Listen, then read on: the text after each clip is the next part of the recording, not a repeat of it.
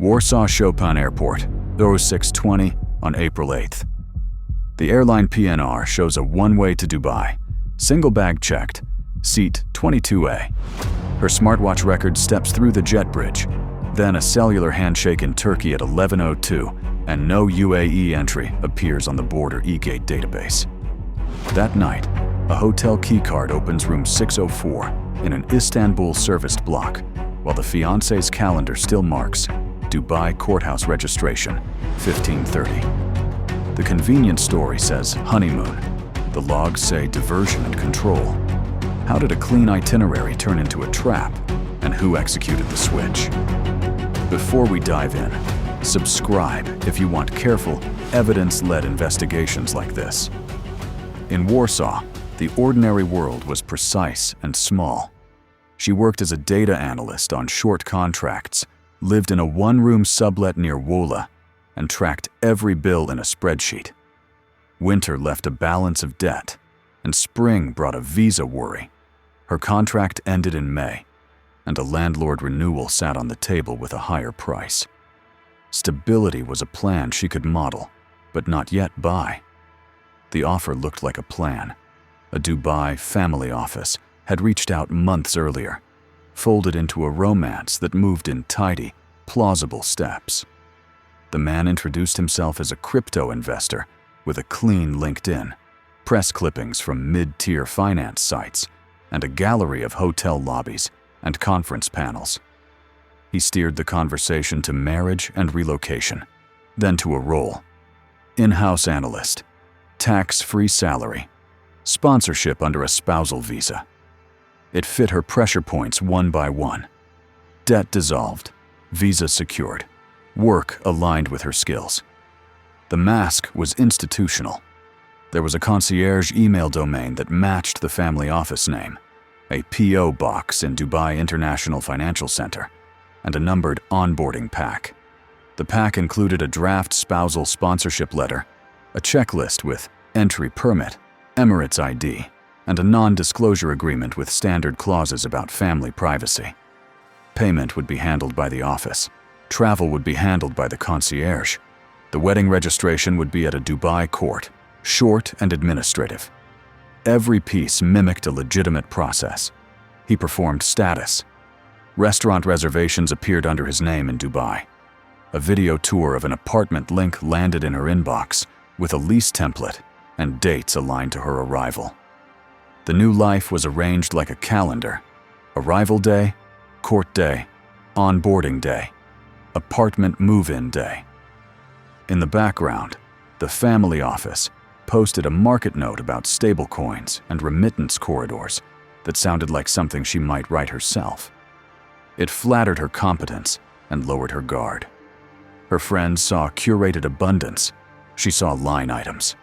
The concierge proposed one-way travel, shipment of 2 suitcases via baggage, and later a courier for documents. She was asked to send scanned passport pages for visa pre-approval, a routine request in such moves. A PDF guide outlined DXB arrivals, follow signs to visa printing, proceed to counter, exit to curb where the office driver would wait with a name board. She compared it with public instructions and found no conflict. By late March, the binding step came due. The concierge issued a booking reference and asked her to confirm seat and meal preference. She received the PNR with Warsaw, Dubai, 1 checked bag, and a seat assignment near the wing. The email carried a locator code and a remark line naming the office as the payor. She screenshotted everything. She tendered her resignation by email, set a move-out date with her landlord, and scheduled a courier for 2 boxes of books to her mother. The trip was real. The commitment was sunk. She confirms the one-way itinerary with the concierge, sends her passport scans, and locks the PNR on her calendar. The ticket is booked. The path is set. Commitment layered in. She paid small fees that looked like normal friction: a notarized translation of her birth certificate, apostille stamps, passport photos, and a DHL run. She sold her desk and gave away a kettle. She moved her savings into one account for ease of transfer and sent a deposit for an apartment holding fee. The office asked her to front with a promise to reimburse on arrival. It was not a large sum, and it made the future feel nearer. Quiet red flags appeared, small and plausible on their own. The invoice for the holding fee named a company with FZ LLC at the end, a common Dubai structure, but the bank beneficiary was in a different country. The concierge wrote from a new subdomain, Ops. The calendar invite for Dubai court registration was set at 15:30, but showed a time zone mismatch when she checked it on her phone. It floated by an hour depending on the device. She adjusted it and moved on. She knew systems glitch. The PNR acquired a technical change. The airline showed a schedule adjustment email that added a connection through Istanbul due to operational reasons, still ticketed through to Dubai. She recognized the code share logic and raised no protest. Connections through Istanbul are common. A second message placed a phone number in her API passenger information record that was not hers, logged as local contact. She assumed it belonged to the concierge. She took a screenshot and archived it. The document chain thickened. She received a sponsorship pre-approval with a stamp graphic. The middle name was off by one letter. She flagged it. The concierge replied with a corrected PDF. The NDA came back countersigned with a scrawl and an office seal. A driver meet confirmation used a JPEG of a name board template and a pickup zone letter she found on DXB maps. Each correction soothed the tiny alarms the errors had stirred. On the last Friday at work, she turned in her access badge and collected a final timesheet. Her manager wished her luck. She nodded and walked home with a plastic file of receipts. At night, she packed the suitcase by weight for the airline's limit and placed her smartwatch and passport in a zipped pouch. She printed her boarding pass when check-in opened online and saw the routing. Warsaw to Istanbul, short layover, then to Dubai. She texted her mother a picture of the pass, even though her mother had already seen the plan many times. At the airport, systems took over. An agent printed the bag tag with DXB as the destination and attached a transfer sticker to her passport. Security scanned her carry-on. She walked past duty-free with the ordinary impatience of transit. The smartwatch counted steps and logged a heart rate spike when the first boarding call echoed. Somewhere beyond the gate, the calendar still said, Dubai courthouse registration, 15:30. She was on time. The non-reversible step lands. She exits Poland across the border control barrier, boards the Warsaw-Istanbul leg, and watches the jet bridge pull away. There is no easy path back. The world failed its promise in small, hard facts. The airline PNR still showed Dubai as the endpoint, but the smartwatch log registered a long pause at Istanbul that a short layover did not explain. A Bluetooth handshake with a new device near Transfer Desk E appeared in the watch's connection history. The UAE e-gate system, checked later through consular contact, held no record of her entry that day or any day after. Yet by evening, a hotel keycard audit would place her in an Istanbul serviced apartment, room 604, opening the door at 2017 and again at 2241. The breakpoint was the transfer. She arrived into Istanbul and followed the signs for connecting passengers. At the breakpoint was the transfer. She arrived into Istanbul and followed the signs for connecting flights. A staffer at Transfer Desk E scanned her boarding pass and typed for a long time. A new record printed. The Dubai segment now showed document check required, and the system no longer let her pass the gate. The agent kept her passport to verify and told her to wait by a pillar with a number on it. The smartwatch log captured the pause. 1 hour, then 2. The airline PNR history later showed a split. The downline leg was removed at 12:03, and a remark with a local phone number was added. Her bag did not appear.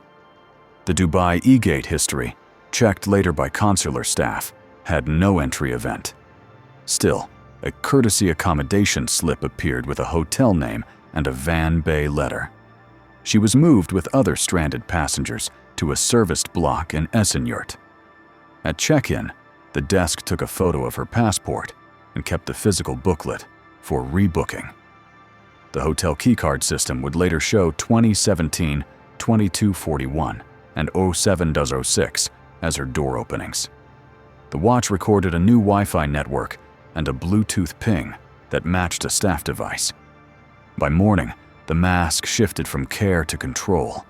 Her phone rang with a local number and a simple instruction to pay a document processing fee before the Dubai segment could be restored. The bank app flagged the merchant name as a hospitality company, unrelated to the airline. When she refused, the call warned of a no-show mark and a fine. The system had leverage: her passport, her bag, and her plan. The constraint locks. Her passport remains with the concierge. The Dubai segment is gone. Movement is controlled by a van and a keycard. The threat shifts from delay to penalty. The mechanism was simple and tight. Space was controlled by the hotel and a shuttle. Time was controlled by promised rebooking windows that moved every few hours. Money was controlled by the processing fee, routed to a merchant she did not recognize. Law was controlled by a gray zone. She was airside landside-ish in a city where her entry status was unclear, with her passport held for airline formalities. Data was controlled by the PNR and the local contact number someone else had put there. Jurisdiction friction amplified the trap. When she called her country's consulate from the lobby, the duty officer explained the limits. Consular staff could visit and speak to local police, but they could not seize a passport from a hotel desk without a judge or an officer ordering it. Airport police had a say inside the terminals. District police had a say in Essenyurt. Airline staff said the PNR was handled by the partner. The partner said the travel agency had the case. Everyone had a piece. No one owned the fix. She flipped from target to operator. She built a record. She took photos of the courtesy accommodation slip with the tiny print at the bottom, naming a handling company. She noted the shuttle plate. She photographed the lobby sign that listed the hotel operator's legal entity. She screen recorded the PNR changes and captured the remark line with the local contact number. She saved the smartwatch device handshake and exported the raw log. She wrote the times on hotel stationery with a dull pencil and hid the page inside a magazine.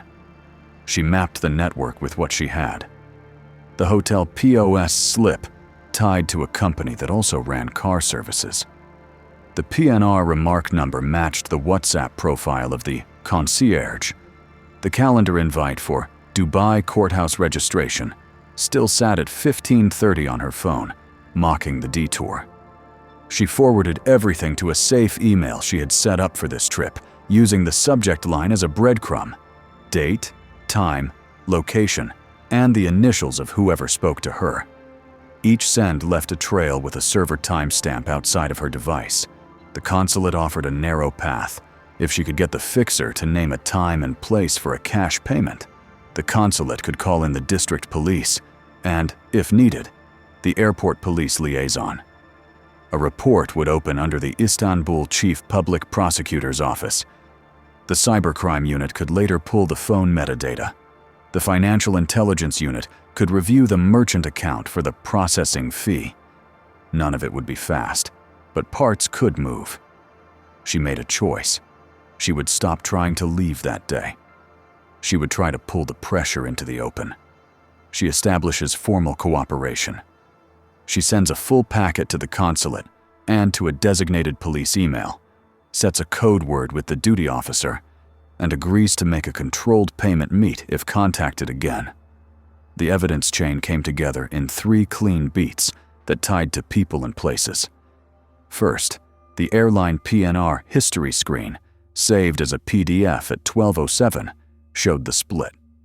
A staff ID executed Invul Rerte, Docs Verify, and added a new contact number with a local country code. That change mapped to Transfer Desk E, which had a camera pointed at the counter. The timestamp aligned with her smartwatch's long stationary period and the first Bluetooth handshake at the desk. Second, the hotel keycard audit, exported at Oro 9:15 the next morning by a cooperative night manager, showed not only her entries, but 2 staff master key entries at 0031 and 0218. The desk said those were welfare checks. The printout listed the key controller software vendor and the MAC address of the encoder. That linked the apartment to a specific operator and, through its registration, to a legal entity already sitting on her courtesy accommodation slip. Third, the bank alert timeline captured 2 merchant authorization attempts at 10:22 and 10:24 with the descriptor as Seniort Hospitality Ltd. and an MCC code that did not match airlines. The merchant account number fed into the Financial Intelligence Unit's database. A watch list hit returned. The account had flagged links to cash and cash out remittance kiosks used by fraud rings. The plan was set around a short fuse. The fixer texted her at 11:03, pay in cash at 16 quads in the hotel lobby, to release documents and reissue Dubai segment. She agreed. The consulate sent a letter to the district police. The district police looped in the organized crime branch for a quick assist. The airport police liaison took a copy of the PNR history and promised to pull the desk camera if the prosecutor opened a case. A plainclothes team would sit in the cafe. The code word would be a simple color. If she said it, they would move. The extraction path was basic. If the meat went live, police would detain the collector for questioning and recover her passport if present. If the passport wasn't present, police would use the collector's phone to find the handoff point. The consulate car would take her to the airport police desk to make a statement and request a temporary travel letter if needed. The airport desk would contact the airline station manager to reprint a boarding pass or at least confirm the status of her bag. At 15:55, she sat with a tea she did not drink. Her smartwatch ticked in short bursts. Her phone was on the table.